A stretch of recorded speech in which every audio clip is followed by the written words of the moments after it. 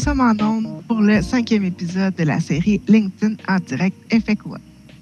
Aujourd'hui, nous recevons des invités qui vont témoigner d'une histoire de résilience, de solidarité et d'innovation collective qui s'est déroulée aux îles de la Madeleine. Je vous laisse au bon soin de Viviana, Martin et Olivier, respectivement membres de l'équipe de la Coopérative de développement régional du Québec et président de la Coop des pêcheurs des îles de la Madeleine. Avant de leur céder l'antenne, je vous invite à commenter et écrire des questions dans le clavardage. Vos interrogations pourraient être reprises à la fin de l'échange. Maintenant, à vous la parole. Merci Sophie-Anne. Bonjour Olivier, bonjour Viviana, ça me fait plaisir de vous parler aujourd'hui. Bonjour Martin. Hello, écoutez, je fais peut-être un petit historique Olivier, puis on se parle du la CDRQ a été approché par les pêcheurs des îles de la Madeleine. Ça remonte à 2023 maintenant quand même. Ça a l'air loin, mais c'est quand même assez court vu tout ce qui s'est passé. Là, c'était dans le contexte, on va dire, assez dramatique de la faillite de l'usine de la transformation des produits de la mer, la Renaissance, qui venait juste en fait d'annoncer sa fermeture et sa faillite. Les actifs étaient mis en vente par un syndic. Et vous avez approché finalement la CDRQ pour qu'on très vite on tente de trouver une solution à tout ça. Je me souviens d'être débarqué aux îles en 2023 pour rencontrer tout le monde. Puis il y avait une atmosphère, je dirais, de fébrilité et de crise. Olivier, peux-tu nous dire un peu dans le fond là, comment ça a été quoi les conséquences concrètes de la fermeture de l'usine là, pour le groupe des pêcheurs là, à l'époque? Bien, on parle d'une faillite du plus important industriel de pêche des îles de la Madeleine. Donc, on parle de la faillite qui a coûté le plus cher aussi aux pêcheurs des îles de la Madeleine. C'est à peu près là, une moyenne de 60 000 $ par pêcheur. Donc, on est 66 pêcheurs sur 325 dans le total qui ont perdu cet argent-là et qui se sont mobilisés vraiment rapidement. Donc, c'est sûr que dans ce rapidement-là, ben, c'était la durée en vue de l'appel d'offres des actifs. Ça s'est passé à partir du mois de janvier. La pêche, naturellement, ça se fait à partir du printemps, donc début mai, mais il y a la pêche au crabe un peu avant. Donc, il y a vraiment eu un sprint où on s'attendait pas, comme de raison, on s'attendait pas à cette faillite-là à ce moment-là, et où on a été capable de se mobiliser vraiment rapidement. Là. Je pense que Martin nous a même dit, on a été la coopérative possiblement la plus vite constituée de l'histoire, du moins à sa connaissance. Vous êtes notre record encore, effectivement. Ouais. Donc, c'est ça, dans ce contexte-là, là, il a fallu se mobiliser rapidement. C'est sûr que pour nous, historiquement, les coopératives ont joué un rôle clé dans la consolidation de notre industrie. Il y en a encore une qui est active à ce jour. Il y en a eu plusieurs dans le passé, mais ça reste que le terreau était fertile pour entreprendre l'idée, mais pour la réaliser, ça a été toute une paire de manches. Et de là, vraiment, la contribution inestimable de la CDRQ. On arrive, dans le fond, dans un contexte où, là, il faut racheter des actifs. C'est impossible pour un pêcheur, évidemment, de racheter tout ça. C'est bien trop gros financièrement. Alors, c'est un projet de mutualisation. On se met ensemble pour essayer d'acheter quelque chose. Et on s'en va en appel d'offres, carrément, pour acheter des actifs mis en vente par le syndic.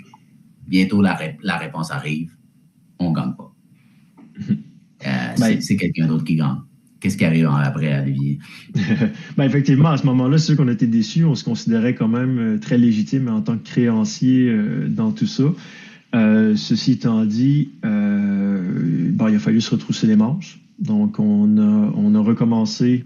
On s'est dit, regarde, on n'a pas eu les actifs en tant que tels, mais notre coopérative est constituée. La mobilisation est très forte. Pourquoi ne pas faire une demande et agir comme nouvel industriel pour pouvoir disposer de notre produit marin. Donc, on a déposé par la suite, pas longtemps après, une demande pour obtenir un permis d'acquéreur. Donc, avoir ce droit-là, nous, en tant que producteurs, de disposer de notre produit marin, donc le revendre en gros, finalement. Ouais. Dans le fond, vous lanciez une coopérative qu'on dit de producteurs, c'est-à-dire ce sont des entreprises qui sont les membres de la coopérative. Puis l'idée, finalement, c'est de vous donner une gouvernance démocratique de cette future entreprise-là, mais pendant un long temps, là, jusqu'à 2025, en fait, de 2023 à 2025, l'entreprise n'est pas opérante.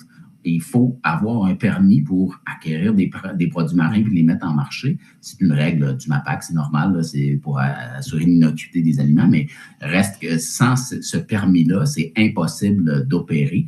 Et là, il y a comme un long traversée du désert de la coopérative pour obtenir le droit, finalement, de mettre en marché les produits de la mer, et particulièrement le homard vivant. Olivier, c'était ça à l'époque qui vous intéressait. Explique-nous donc peut-être la dynamique entre le transformé, le vivant, puis qu'est-ce que vous avez réussi à faire pour obtenir le droit de le mettre en marché? Ben, avant tout, le homard, c'est ça, il y a vraiment un marché du vivant, un marché du transformé. Le marché du vivant est plus simple. On parle d'une première transformation, donc on ne fait que le contenter.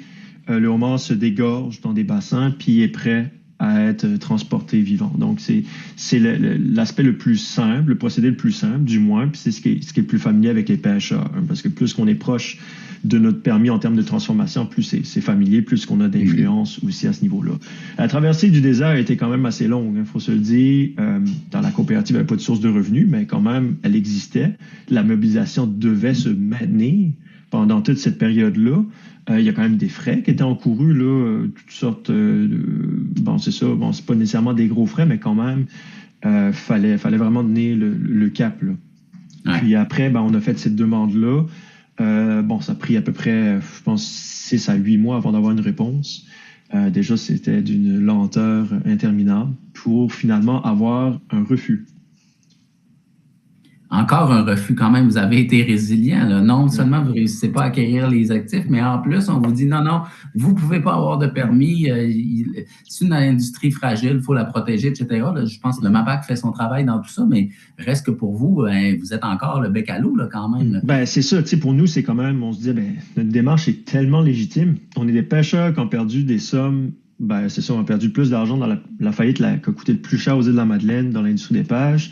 Il faut se dire aussi, des faillites, là, il y en a de façon régulière. Là. C'est à tous les 7-10 ans, on a des faillites dans l'industrie. Donc, justement, nous, en tant qu'observateurs de premier plan, on se dit, il est temps que les choses changent. On peut pas, je dis la prochaine, combien est-ce qu'elle va coûter. C'est vraiment une dynamique qui est problématique dans l'industrie de la pêche. C'est sûr que c'est une industrie qui est très vulnérable aux fluctuations de marché. La compétition est extrêmement féroce aussi. Fait que c'est ça. C'est pour ça qu'on pensait aussi qu'une coopérative, on croit qu'une coopérative est en mesure aussi d'être une forme de sécurité à travers tout ce processus-là. Et donc, c'est ça, un autre verre.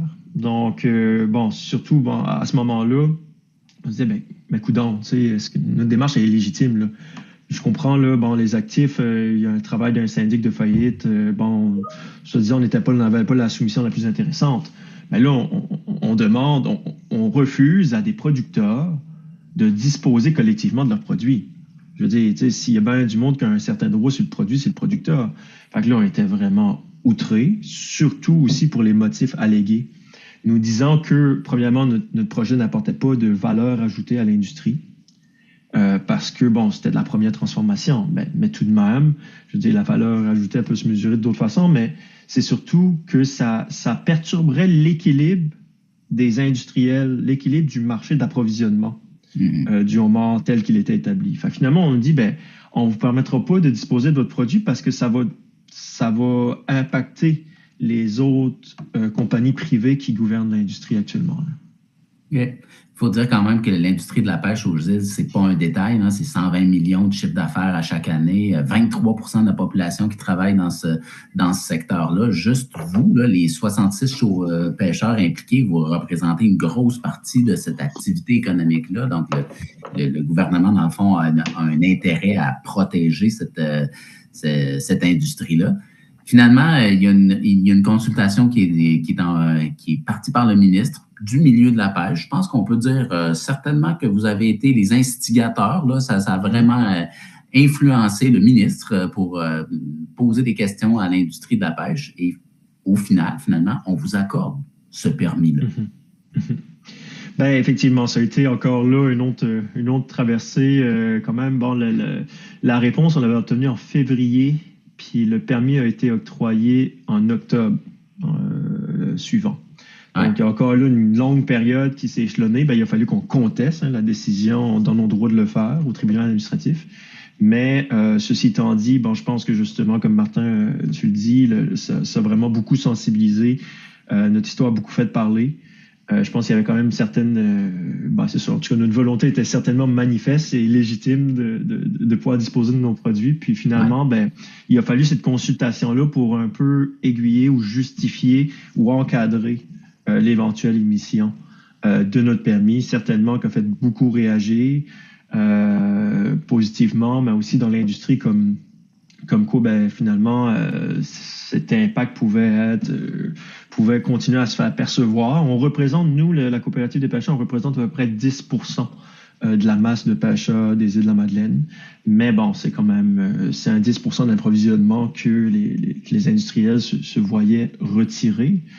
Mais bon, tu sais, il faut relativiser tout ça quand même parce que je veux dire, le produit, il n'appartient pas aux industriels, il appartient aux pêcheurs. Les pêcheurs peuvent, il y a un libre marché, ils peuvent changer d'une année à l'autre. Les industriels, eux, se font une compétition très, très, très féroce pour s'arracher des pêcheurs.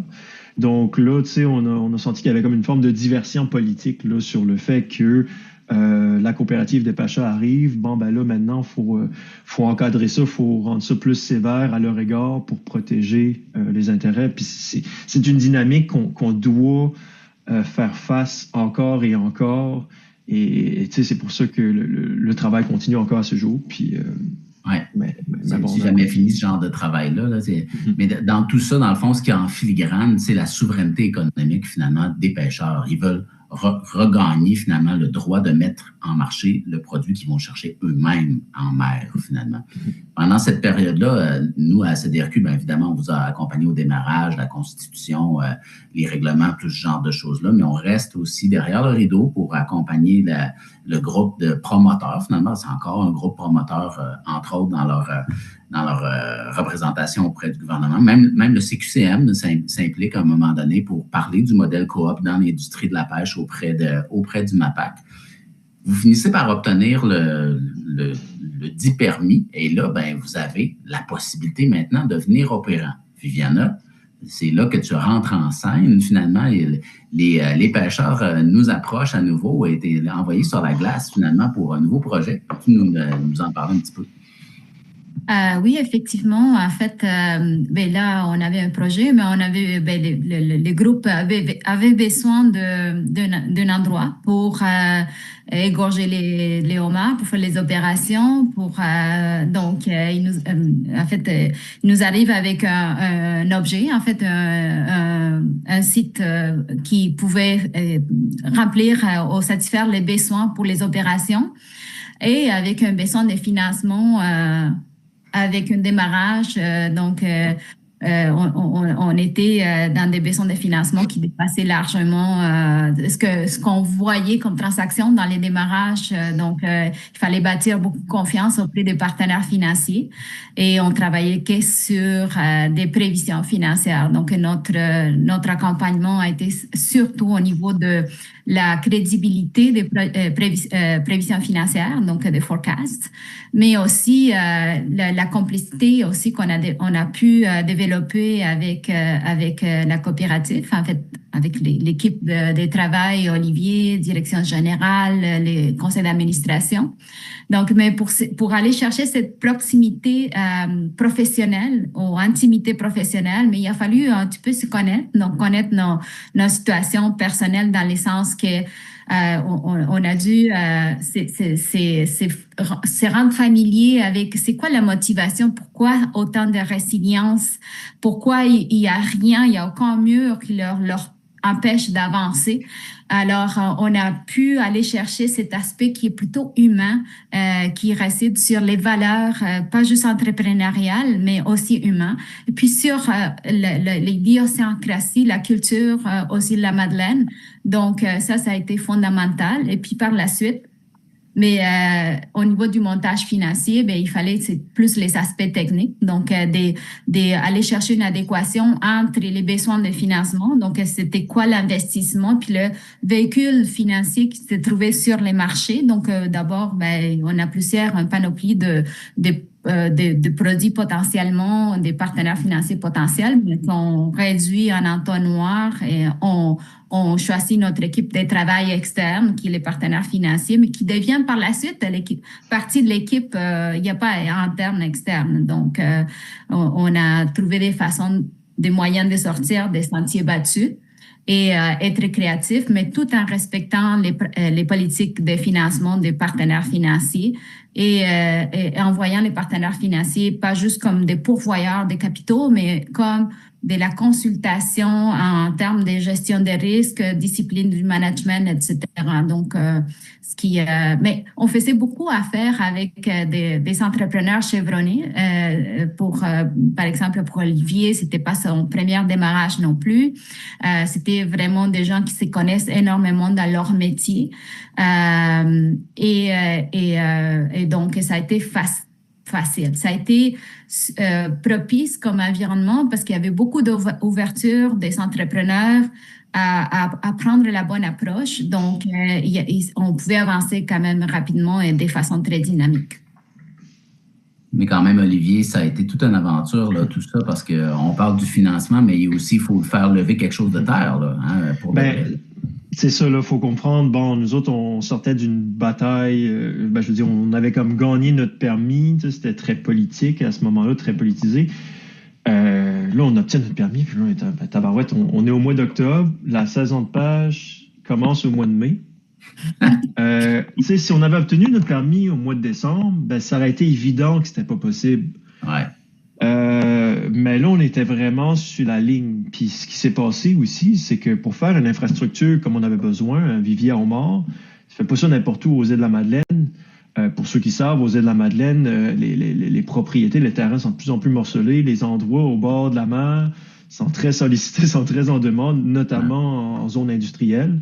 Donc, on est arrivé vraiment, il y a l'endroit parfait. On n'aurait pas pu demander mieux si on avait à choisir aux îles de la Madeleine où est-ce qu'on pouvait s'installer. Cet endroit a été mis en vente dans les circonstances, là, vraiment. En fait, on a même fait une offre d'achat sur le bâtiment avant d'avoir notre permis, en se disant, peut-être que ça va nous aider à avoir notre permis. On a fait l'offre d'achat conditionnelle et puis, mine de rien, on s'en est servi quand même comme levier. Et puis, on obtenait le permis au mois d'octobre. La transaction pour le bâtiment était notariée le 9 janvier. Fin octobre, le 25 octobre, on a eu notre permis. Donc, vraiment, ça n'a pas chômé à ce niveau-là. Là, il y a un bâtiment, mais le bâtiment, c'est un immeuble, c'est comme une usine. Mais là, il faut aller pomper de l'eau en mer, il faut faire des piscines, il faut tout réaménager au complet. C'est des équipements spécialisés qui viennent de l'autre bout du monde. C'est le contexte, vraiment, on a été la coopérative la plus vite constituée. Je pense qu'on a été aussi l'usine dans l'industrie des pêches la plus vite aménagée et construite. Puis ça, c'était vraiment aussi, c'est un phénomène, je pense, pouvait se passer aux îles parce que tout le monde se connaît, parce que tout le monde est mobilisé. Donc, la portée de notre mobilisation en tant que pêcheur, c'était pas juste, c'est ça, au niveau des valeurs, au niveau des opinions, au niveau des... c'est vraiment tout le monde de la famille qui a soit dans la construction, soit dans les financements, soit dans ci, soit dans ça. Fait, il y a vraiment une force d'action, une grande vague pour réaliser carrément l'impossible. Là. On parle d'un projet majeur qui s'est passé en moins de 6 mois, construction d'un immeuble tel quel qui aurait pu prendre plus d'une année, puis la construction s'est faite en même pas 4 mois. Pour être opérationnel, pile au moment où la pêche commence, on ne pourrait pas se permettre de manquer une semaine. C'est pas comme si on dit on repoussera nos opérations un mois plus tard, notre début d'opération. La pêche, elle a 9 semaines. Si on manquait la pêche, on était 1 an avant d'avoir une source de revenus. Avec tous les investissements, la pression financière, c'était un no way back, vous m'excuserez l'anglicisme. Donc, il y avait vraiment, tout était là. C'est sûr, la pression était immense, mais on était en confiance parce que c'est notre milieu, c'est notre environnement aux îles de la Madeleine. Puis là, où la CDRQ a joué un rôle crucial, c'est qu'un projet comme ça se réalise pas uniquement à travers les îles de la Madeleine. Justement, on a des partenaires qui sont pas tous aux îles de la Madeleine aussi, puis qui nous ont outillés pour rendre ça vivant. Finalement, comme tout le volet au niveau du financement, on a travaillé avec Viviana, mais éperdument, et Viviana et son équipe, mais il faut comprendre que nous, en tant que pêcheurs, on n'avait pas conscience-là non plus, hein, de tout le travail que ça représentait, la procédure. On a toutes des façons de faire différentes de travailler localement, mais d'avoir été capable d'arrimer tout ça ensemble, c'est vraiment le coup de théâtre, parce que notre histoire, vraiment, moi je pourrais dire de A à Z, on s'en est sorti on s'en est sorti de justesse, mais c'était un risque qui était calculé quand même, puis on est vraiment fiers d'en parler aujourd'hui. Il y a une dose d'audace là-dedans et de professionnalisme. Dans le fond, là, il faut prendre des risques calculés, mais vous en avez pris des risques, c'est clair. Là. Ces entrepreneurs-là, les pêcheurs, ce sont toutes des petites entreprises, hein, chacun d'entre vous d'une certaine manière, mais ils ont mis de l'argent sur la table quand même pour faire avancer ce projet-là. C'est normal, les financiers demandent de l'équité pour lancer un projet, mais il fallait quand même être audacieux puis se dire on va l'avoir, on va le gagner. C'est sûr, la CDRQ, on vous a accompagné là-dedans, mais la réalité, c'est que c'est vous qui preniez les risques, c'est vous qui preniez les décisions. Puis ça demandait un esprit, je dirais, d'entrepreneuriat très développé. Et Olivier, tu es un entrepreneur, mais ton CA l'est, tes membres aussi, finalement. Là. Puis j'aime bien que tu aies parlé de nos partenaires aussi parce qu'il a fallu mobiliser beaucoup de monde. On a parlé des institutions financières, là, les principales, la Fiducie, Investissement Québec, Desjardins Capital de risque, Desjardins Capital, en fait, là, et Desjardins Entreprises locales, mais il y en a d'autres aussi, là, la SADC, la municipalité était là-dedans, le pôle d'économie même local se sont impliqués à différents niveaux. Là, donc, c'est vraiment ça. On dit des fois, ça prend un village pour élever un enfant, mais ça prend une île pour élever une entreprise comme celle-là, surtout aussi vite. Quand même, là, c'était quelque chose. La CDRQ a un impact dans le fond, sur la structuration, surtout, je dirais, là, de votre demande de financement, puis de faire en sorte, c'est comme un langage que Viviana et son équipe là, connaissent très bien. On avait à l'interne aussi des juristes, comme Frédéric Dessureau, là, qui vous a accompagné, dans le fond, on peut dire, dans la conformité hein, de tout ce projet-là. Puis d'autres aussi qui ont travaillé à CDRQ là, à différents niveaux, comme Gérald Boudiane et d'autres. Donc, au final, tout ça, là, vous êtes opérant maintenant, vous avez passé au travers hein, d'une saison de pêche. Dis-nous donc un peu comment ça a été, Olivier, là, cette dernière saison. Ben, c'est sûr que ça a été vraiment, c'était vraiment excitant. C'était une immense fierté là, pour les pêcheurs. Ben, tu sais, je veux dire, quelques jours avant, on finissait des travaux vraiment importants pour les opérations. Fait que c'est sûr qu'on a tout le temps été sur le qui-vive sans arrêt. Puis aussi, bon, c'est des équipements qui doivent être quand même un peu rodés, des ajustements, tout ça. Donc, il y a des ajustements qui sont faits durant le temps de la pêche. Mais il faut comprendre, on a mobilisé 25 travailleurs, des employés, là, tu sais, avant tout ça. Là, on a travaillé à partir du mois de février. Tout ce monde-là sont mobilisés avec nous autres. Ils ont eu confiance en notre projet. Je veux dire, c'est vraiment... c'est ça. Donc, vraiment, la saison s'est super bien passée. C'est sûr qu'après ça, on a eu besoin de quelques mois pour digérer un peu toute cette année qui a été vraiment exigeante, mais vraiment gratifiante. Ouais. Donc, ben là, par exemple, là, on a, comment je pourrais dire, on a une aisance pour préparer l'année prochaine et on est bien en confiance pour ça. Super. Je ne sais pas pourquoi ma caméra vient de décider de se fermer, mais tiens, voilà. Là, actuellement, vous avez 32 membres dans la coopérative. Est-ce que vous avez des vues de prendre l'expansion au-delà de ça? Ben oui, effectivement. Bon, ça fait partie des discussions avec les membres. Ben, tu sais, là, ce que je peux faire parallèle avec le fait que notre, comment je pourrais dire, nos revendications sont pas, ben, notre situation, il y a toujours du travail à faire sur le plan politique. C'est que nous, notre coopérative est la seule entreprise de l'histoire de notre industrie des pêches et probablement de l'OMA au Québec aussi, à avoir une contrainte sur son nombre d'approvisionnement. Mm-hmm. Donc, en théorie, notre permis nous permet uniquement d'être 32 pêcheurs. Donc, c'est le nombre qu'on est actuellement. Ceci étant dit, bon, il y a quand même de la volonté des pêcheurs de joindre ça. Il faut comprendre que les coopératives offrent un service, une sécurité que d'autres entreprises ne peuvent pas offrir, surtout considérant justement les risques de notre industrie, les risques du marché, les prisonniers, les changements climatiques, toutes ces insécurités-là. pour nous, bon, les coopératives ont fait leurs preuves, puis je pense que nombreux d'entre vous n'êtes pas à convaincre non plus. Donc, c'est vraiment, pour nous, c'est quand même aberrant qu'on doive encore retourner à la table pour expliquer, ben, sur quoi se justifie une contrainte qui est uniquement appliquée à nous. Là, on va chercher après tout ce temps, après 3 ans après la faillite de la Renaissance, de nous dire, ben là, faut vous rester à 32 parce que ça va faire trop mal aux autres industries, aux autres compagnies privées. Mais je veux dire, nous autres, là, on a investi, là, notre part de risque est là, est valable comme n'importe qui. Fait qu'il y a quand même des incohérences qui restent assez frappantes. Puis c'est juste pour dire que pour nous, c'est une évidence que le modèle coopératif dans une industrie comme ça, comme celle des pêches, entre autres, ben, c'est l'avenir ou c'est une sécurité, ça va de soi, c'est du gros bon sens, des retombées économiques et on sait que ça joue un rôle vraiment important dans nos communautés. Mais c'est pas acquis. Là. On se rend compte que les entreprises privées ben, sont excessivement pesantes. Ils pesent tellement qu'ils réussissent finalement à nous contraindre sur cette expansion-là qui se ferait naturellement. Donc, il faut se rappeler que les coopératives ben, sont essentielles pour notre démocratie aussi. Je trouve que c'est vraiment un parfait exemple pour ça, mais que ça bouscule des valeurs d'entreprise qui sont déjà établies dans notre société. Il ne faut pas l'oublier. Et malgré ça, je veux dire, il y a quand même potentiellement un appétit pour des pêcheurs des îles, dans le fond, pour peut-être se joindre à votre coop ou peut-être même en lancer un autre un jour.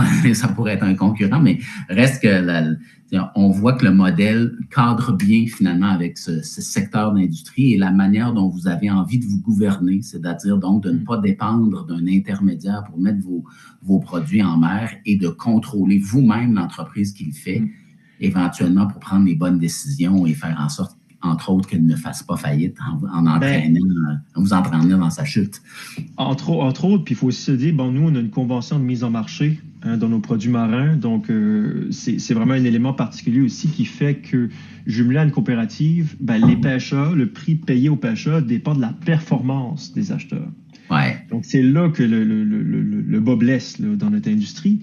C'est que la performance, qui c'est qui va investir pour performer beaucoup plus sur les marchés, qui va investir beaucoup d'argent, c'est pas nécessairement le prix que la compagnie va faire sur la vente d'Oman, ça reste un pourcentage. Ouais. Donc, ultimement, ils n'ont pas le même intérêt à investir qu'une coopérative. Donc, c'est vraiment là que ça joue beaucoup. Fait que c'est là où les pêcheurs sont tous d'accord, sont tous pour la coopérative, puis se mobilisent. Il y a beaucoup d'appétit. Mais là, il faut quasiment... Il y a comme une force externe qui cherche à mettre un break là-dessus parce qu'ils voient que la solution est vraiment alléchante pour les pêcheurs. C'est trop intéressant presque pour cette industrie-là, c'est ça. Une coopérative, c'est obsédé par donner du service à ses membres, finalement. Alors, le meilleur service qu'ils peuvent vous donner, c'est de vendre vos produits au meilleur prix possible. Une autre entreprise libérale, mais son obsession, c'est de faire du profit. Donc, la différence entre les deux est majeure pour les membres, justement. C'est là que le modèle est si performant, finalement, dans votre secteur en ce moment. Bon, vous avez fait une saison de pêche, 11 millions de chiffre d'affaires à peu près cette année. Je pense que c'est pas un gros secret. Là, je l'ai vu ailleurs dans les communiqués de presse. Viviana, on continue, nous, d'accompagner la coop des pêcheurs encore pour plusieurs mois.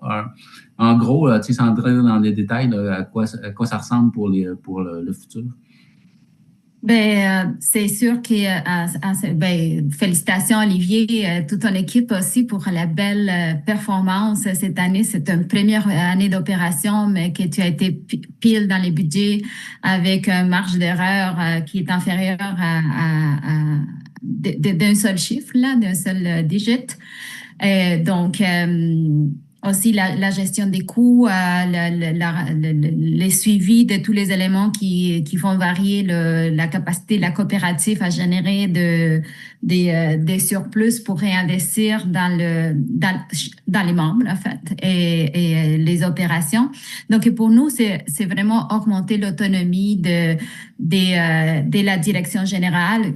Et déjà, elle est là, mais au début de notre mandat, elle était moindre. Et puis, plus on avance dans les mandats, notre but à la CDRQ, c'est de faire augmenter cette autonomie autant du conseil d'administration que la direction générale et de l'entreprise, des entrepreneurs en général, dans la gestion des risques, c'est-à-dire à identifier les risques opérationnels, ressources humaines, marketing, financiers, et à regarder, étudier les réponses qui s'offrent à la gestion ou à la coopérative et adopter la réponse pour mitiger, refuser ou accepter ces risques-là, mais de façon consciente, de façon avec toutes les informations pour prendre la décision. Donc, c'est pour nous une façon de, je ne sais pas comment on dit ça en français, leading from behind. C'est comme aider, mais tout en étant en retrait. Donc, c'est ça. Mais c'est principalement la gestion des risques, aligner le reste de la période où la pêche ne se passe pas pour préparer la prochaine saison de pêche. Oui. Et Olivier, dans tout ça, finalement, je serais curieux de savoir là, si tu avais à identifier une fierté dans tout ça, là, quelle serait-elle un an plus tard?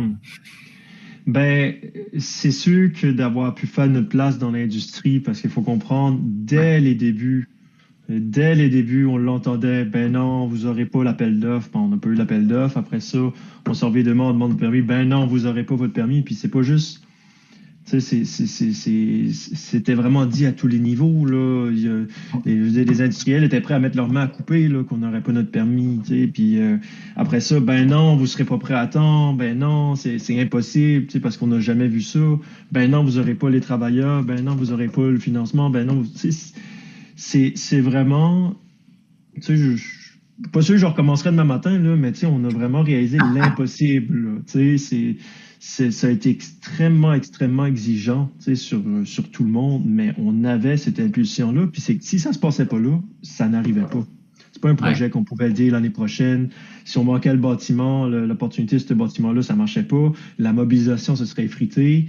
Fallait mettre de l'argent de toute manière pour que ça continue. Tu sais, c'était impensable de faire autrement comme, bon, on se le faisait dire. Donc, on a vraiment eu un bon lien de confiance, des bonnes décisions. Surtout aussi, ben, j'en reviens par rapport à la CDRQ quand même, parce que c'est incroyable. La CDRQ a été capable de se modeler à nous. On a une équipe, on avait mobilisé beaucoup de ressources, mais on n'a pas toutes les expertises. Puis ils ont vraiment été capables d'analyser finalement notre équipe, puis d'aller combler les trous pour qu'on fasse une équipe ensemble. La CDRQ, on est la même équipe, puis ils s'ajustent en fonction de ça, puis ils nous ont mis des joueurs avec une expérience vraiment énorme. Puis ça a été, on s'en est rendu compte assez vite. Ça a été vraiment, ça fait toute la différence, là, vraiment. Et des moments où on aurait été sans ressources, là, on n'aurait pas pu arriver à tout ça sans la CDRQ, c'est sûr. Ouais. Ben merci, Olivier, de dire ça. C'est sûr que nous, notre but, dans le fond, c'est de faire en sorte que vous vous concentriez dans ce dans quoi vous êtes bon, hein, c'est-à-dire gérer cette entreprise-là, puis évidemment, pour les pêcheurs, d'aller pêcher. Et nous, on a un métier que vous n'exercez pas, puis qu'évidemment, on le met à votre profit, mais au final, finalement, comme le disait Viviana, ce qu'on fait, c'est de l'accompagnement. On reste vraiment en retrait et c'est vous qui prenez les décisions, qui faites le travail. C'est tout à votre honneur. C'est sûr qu'au début, hein, lorsqu'on a commencé à travailler ensemble, toi et moi, ben, c'était beaucoup avec les administrateurs qu'on travaillait finalement avec le conseil d'administration. C'était beaucoup une question de gouvernance puis ensuite de communication, si on veut, vers l'externe. Mais plus le temps avançait, maintenant, vous êtes une entreprise mature, ben, ce qu'on accompagne, en guillemets, c'est quasiment plus votre direction générale, en fait, que vous, maintenant. Là, c'est l'entreprise en tant que telle pour qu'elle opère. Ce qui montre, si je peux me permettre, que la CDRQ a un spectre quand même assez large, je dirais, d'expertise, qui va de la gouvernance et du démarrage, finalement, en passant par le service juridique, les conseils en vie associative, jusqu'à ce qu'on arrive dans le financement et les opérations plus en détail, finalement, là, de la gestion d'une entreprise et son management. Pour nous, dans le fond, un un beau projet qui fonctionne bien, c'est quand on est passé finalement au travers du spectre de toutes ces fonctions-là de l'entreprise, puis qu'on a pu vous accompagner à devenir meilleur. Si on veut, on peut le dire comme ça, de meilleurs entrepreneurs, de meilleurs administrateurs dans différentes fonctions de l'entreprise, en fin de compte.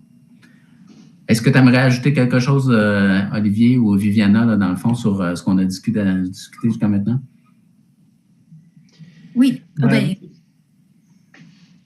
Vas-y, Viviana. De mon côté, juste à te dire, Olivier, que je suis prête à parier, je mettrai mon argent là-dessus.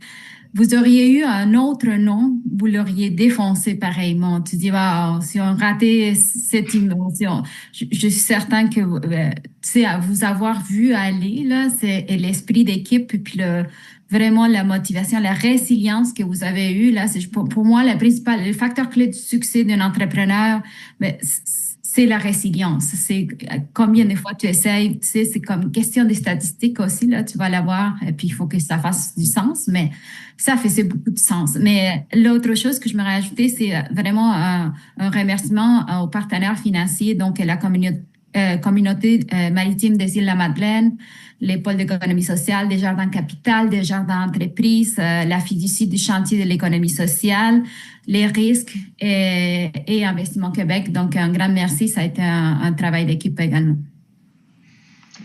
Vraiment, vraiment. Puis, je voulais profiter de l'occasion aussi pour souligner le fait que ce samedi, l'histoire de la coopérative passe à la semaine verte. Donc, quand même, petite parenthèse pour ceux qui en veulent un peu plus. Puis sinon, écoutez, c'est ça, il faut se dire que cette résilience-là, c'est sûr que dans notre métier en tant que tel, en tant que pêcheur, ça prend de la résilience, là, aller pêcher dans des tempêtes, beau temps, mauvais temps. Disons qu'on a la couenne dure, mais reste que pour avoir une mobilisation comme ça, ça prend comme une histoire, je pense peut-être un historique commun, comme une coopérative, qu'est-ce qui lie l'intérêt des membres ensemble. Mais c'est sûr que nous, on avait toute une vision de la coopérative aux Îles-de-la-Madeleine, c'est ancré dans notre histoire.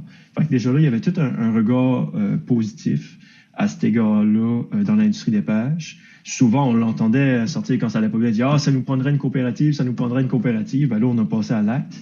Puis, il y a aussi quand même un espèce de sentiment d'injustice que depuis longtemps, on se disait qu'une coopérative rétablirait l'ordre. Puis, dans le cadre de la faillite de la Renaissance, il a fallu cet élément déclencheur-là. Si on ne l'avait pas eu, il manquait ça dans la recette.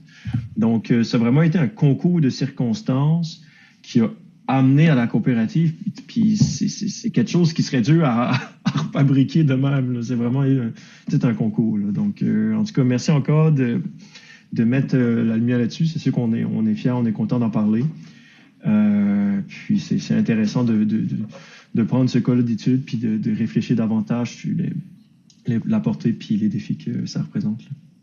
Merci, Olivier. Sophie-Anne, je te laisserai conclure. Oui, c'est ça. Je suis réapparue pour certaines questions qui ont été abordées là, dans le clavardage de l'événement LinkedIn. Alors, première chose, peut-être, Olivier, une question peut-être un petit peu plus personnelle de ma part. Les membres de la coop, tous ces écueils-là, tous ces revers, est-ce que vous avez toujours senti une solidarité entre vous? Comment ça s'est un peu passé de l'intérieur? C'est sûr que oui, puis c'est sûr qu'on avait un noyau, là. Il y a quand même tout le temps une espèce de décalage, pareil, avec l'implication d'un conseil d'administration puis l'ensemble des membres, sauf qu'on est tellement liés les uns les autres, on se connaît tous, fait le noyau restait vraiment solide, mais au moment de l'appel d'offres pour la Renaissance des îles, on était 49 pêcheurs sur 66 qui avaient fait faillite. Et puis, au moment 2 ans et demi plus tard, on est 32. Fait que ça reste quand même, réalistement, c'est sûr, il y en a pour plein de raisons. Il y en a qui ont quitté la pêche, il y en a qui ont vendu, il y en a il s'est passé plein d'affaires. Il y en a aussi qui ont été sollicités. C'est sûr que les compagnies appréhendaient vraiment. Fait que là, on voit une espèce de compétition là, de plus en plus féroce sur le marché on veut donner des incitatifs aux pêcheurs pour aller pour les compagnies parce qu'ils sont menacés par la coop. Nous autres, on n'a pas le droit, nous autres, de faire des incitatifs, on est limité. Les autres, par exemple, ils peuvent essayer de solliciter les pêcheurs de la coop, là, c'est pas parenthèse. Mais oui, c'est ça. Donc, effectivement, on en a perdu un peu, mais ça a été un fit naturel. Ça nous prenait des membres très, très, très résilients. Puis, c'est facile d'aller en chercher, mais quand tu es trop de membres, c'est pas facile d'en enlever. Fait que naturellement, les choses se sont très bien faites. Là. Parfait. Puis il y avait justement une question aussi là-dessus dans le clavardage sur le nombre. Tu sais, si vous êtes limité à 32 pêcheurs, comment se fait le choix, la sélection? C'est quoi un peu le processus pour déterminer qui sont ces 32? Ben, on avait déjà, au fond, on était les 32 pêcheurs avant d'avoir le permis. Mm-hmm. Fait que c'est comme ça s'est fait dans ce sens-là. Pour nous autres, on se disait tant qu'on n'est pas 66, on n'enlève rien aux industriels. Parce qu'on était 66, il y a une industrie qui a fait faillite. Ben là, c'est comme si le gouvernement intervenait pour protéger le racheteur, pour dire ça y prend des pêcheurs d'Oman aussi. Ben là, nous autres, notre approvisionnement n'était pas vendu. Là, on n'est pas engagé à personne. On a un droit de commerce quand même. Là, fait que tout ça pour dire que ce 32-là, ben, il a été établi avant d'avoir notre permis. Ben là, on est tout membres, on a tout investi, on a tout départ social privilégié. Donc, on peut pas changer... c'est ça, les membres n'ont pas intérêt non plus à changer d'une année à l'autre. Parfait, merci. Sinon, il y a une autre question. Il semble y avoir au moins une autre coop de pêcheurs aux îles, la coop des pêcheurs de Cap-Dauphin. Est-ce que vous avez des liens avec cette coop-là ou avec d'autres coops? Parce qu'on sait que les îles de la Madeleine sont hétérofertiles pour la coopération. Oui, ben effectivement, là, c'est sûr que Cap-Dauphin, c'est notre modèle. Là. Je veux dire, je me dis que, je sais pas, peut-être qu'on y aurait pas cru autant si Cap-Dauphin était pas là. Peut-être qu'on s'aurait laissé plus influencer. Donc, Cap-Dauphin, ça fait 38 ans, je pense, 35 ans. Là, puis, c'est la plus grosse compagnie de pêche qui vend du homard vivant aux îles de la Madeleine. Là, donc, c'est vraiment un succès là, pour la communauté de Gros-Îles. C'est Cap-Dauphin là, qui garde l'indépendance économique de toute la communauté. C'est pas rien. Donc, oui, effectivement, puis on a beaucoup de liens avec eux, puis c'est notre principale source d'inspiration. Super, c'est beau l'intercoopération aussi. Autre question de Gabriel Bourgault-Fauché. Donc, quel avenir voyez-vous pour la coopération dans les pêches? Sentez-vous qu'il y a de l'intérêt d'autres pêcheurs aux îles, puis dans tout le Québec maritime pour ce modèle-là? Ben, c'est sûr que là, moi, je peux plus parler aux îles. Là. Dans le Québec maritime, je m'en doute que oui, mais c'est sûr que le contexte aux îles étant, on a un effort de pêche qui est comme plus important aussi dans le Québec. Là. Je pense qu'on est comme 66%, 60% en tout cas. Puis d'ailleurs, je profite aussi pour remercier Gabriel de son appui parce que j'avais fait appel à son expertise à travers tous les processus à différents moments. Mais je pense vraiment... c'est ça. Alors, la question, c'était si... Quel avenir voyez-vous pour la coopération dans les pêches? Ben... Tu sais, moi, je pense que c'est nécessaire. Je veux dire, je pense, tu sais, on laisse place à une certaine diversité. Là. Je pense que les sociétés par action peuvent avoir leur place dans l'industrie, mais je pense que ça nous prend une majorité de coopératives, de coopérants. Je pense que les coopératives apportent une sécurité, puis c'est l'intérêt des communautés qui sont mises de l'avant tout d'abord. Je pense que ça prend une diversité dans l'industrie qui est vraiment importante, mais je pense qu'il y a de la place pour plus de coopérants dans l'industrie des pêches. Je pense que c'est quelque chose qui est vraiment qui est bienvenu de s'en inspirer aussi. C'est quelque chose qui n'est pas facile. Il y a beaucoup de... On est perçu comme une menace. Vraiment. Puis ça ne sera pas du jour au lendemain que ça va changer. Et pourtant, comme je vous disais tout à l'heure, ça me paraît tellement évident que c'est la bonne chose pour le développement socio-économique de nos communautés. Mais tu sais, des fois, je le vois là, dans le visage des personnes qu'ils savent, ils sont d'accord, mais ils peuvent pas me le dire, ils peuvent pas. C'est vraiment préoccupant. Ça a été très, très préoccupant. Peut-être que c'est particulier aussi dans l'industrie de la pêche. Hein. Il y a beaucoup de choses qui se brassent. Il y a eu des émissions d'enquête récemment encore avec Radio-Canada qui ont été vraiment des révélations un peu choc de notre industrie. Donc, tu sais, c'est pas toute droite dans l'industrie de la pêche. Fait que peut-être qu'à ce niveau-là aussi, on est vu comme une menace. Mais à un moment donné, il est temps que les paradigmes changent. Je veux dire, notre industrie ne serait pas escalée si ça n'avait pas été des coopératives dans le passé.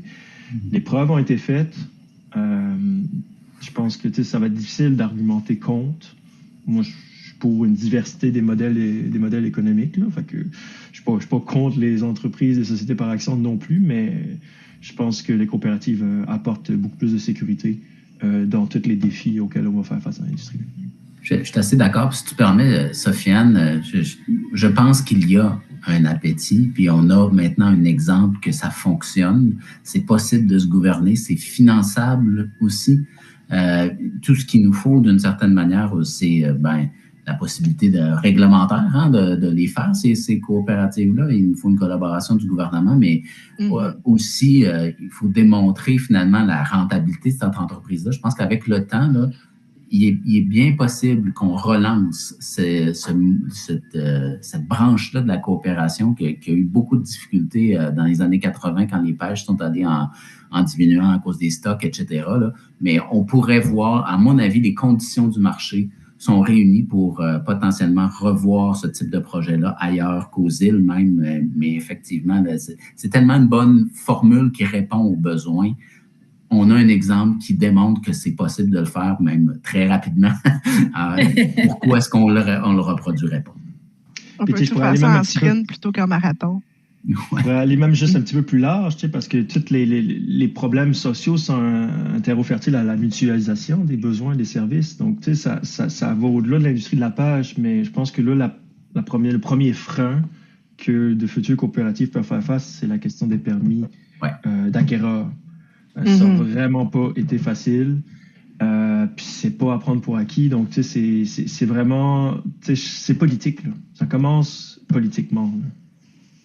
Oui, puis en tout cas, je pourrais conclure en partie en disant que vous aviez de nombreux alliés, mais c'est tout cet aspect politique administratif-là qui a été votre plus gros écueil. Ben, c'est ce qu'a retardé le développement. Puis c'est pour ça, après ça, qu'on est parti dans une vitesse extrême. Mais ceci étant dit, non, c'est ça, comme Martin l'a dit, on a fait vraiment tout le tour de la sphère de développement d'entreprise, mais aussi naïvement, on se dit, on a obtenu notre permis, le gros du travail est fait. Ben non, on a lancé c'est là que tout commence. Donc, non, ça fait du bien d'en reparler, d'avoir une perspective sur tout ça. Puis, c'est ça, on est bien content que ça puisse servir d'exemple. Puis, on est bien content, on est bien ouvert à collaborer, à soutenir des initiatives comme ça. Je pense qu'avant tout, c'est une question de valeur. Exactement. Donc, dans le clavardage de l'événement LinkedIn, il y a plusieurs mots d'appréciation, des félicitations là, pour votre projet que vous pourrez aller consulter, aller lire. Sinon, c'est le moment de vous remercier pour votre participation. Cet échange-là a été vraiment très instructif. C'était un plaisir de vous entendre. Et pour tous les auditeurs, je vous rappelle que ces événements LinkedIn en direct Effet Coop, c'est une initiative du groupe LinkedIn Espace Effet Coop. Rejoignez dans ce groupe-là sur LinkedIn toute une communauté qui se rassemble autour de la coopération. Sur ce, je vous souhaite un bon après-midi et au plaisir. Au revoir, merci.